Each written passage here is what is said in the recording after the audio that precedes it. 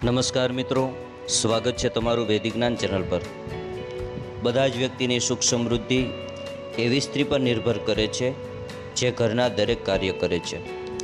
પ્રાચીન કાળથી જ ઘરની વહુ તથા દીકરીને લક્ષ્મીનું રૂપ માનવામાં આવે છે।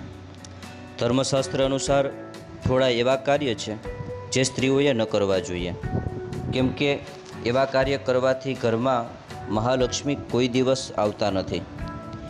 એવું માનવામાં આવે છે કે કોઈ પણ સ્ત્રી ધારે તો કોઈ પણ ઘરને સ્વર્ગ અથવા નર્ક બનાવી શકે છે। આપણા શાસ્ત્રમાં વહુ દીકરીની એવી આદતો દર્શાવવામાં આવી છે જેના કારણે ઘરમાં દરિદ્રતા આવે છે। કોઈ આદતો એવી છે જેના કારણે ઘરમાં સુખ સમૃદ્ધિ આવે છે, તો કોઈ આદતો એવી છે જેના કારણે ઘરમાં દરિદ્રતા આવે છે। તો મહિલાઓએ કયા કાર્ય ન કરવા જોઈએ એ જાણીએ આ વિડીયોમાં। મિત્રો, વૈદિક જ્ઞાન ચેનલ પર તમે જો પ્રથમવાર આવ્યા હો તો વૈદિક જ્ઞાન ચેનલને સબસ્ક્રાઈબ જરૂર કરજો, વિડીયોને લાઈક કરો, શેર કરો અને તમારા કુળદેવીનું નામ કમેન્ટ કરો। પહેલી આદત છે સાવેણીને પગથી સ્પર્શ કરવો। જે ઘરની સ્ત્રીઓ સાવેણીને પગથી સ્પર્શ કરે છે ત્યાં કોઈ દિવસ લક્ષ્મીજીનો વાસ થતો નથી અને એના ઘરમાં હંમેશા દરિદ્રતા રહે છે। એવું માનવામાં આવે છે કે સાવેણીમાં દેવી લક્ષ્મીનો વાસ હોય છે। બીજી આદત છે ચૂલા પર વાસી બર્તન રાખવા।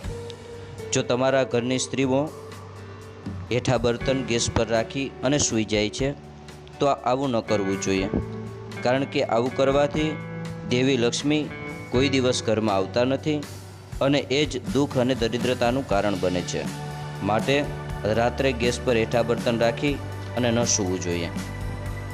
ત્રીજી આદત છે પગની પેનીથી પગની ઠોકરથી દરવાજો ખોલવો અથવા બંધ કરવો। જે ઘરની મહિલાઓ પગની ઠોકરથી દરવાજો ખોલે છે અથવા તો બંધ કરે છે ત્યાંથી ધનના દેવી લક્ષ્મી નારાજ થઈ અને જાય છે।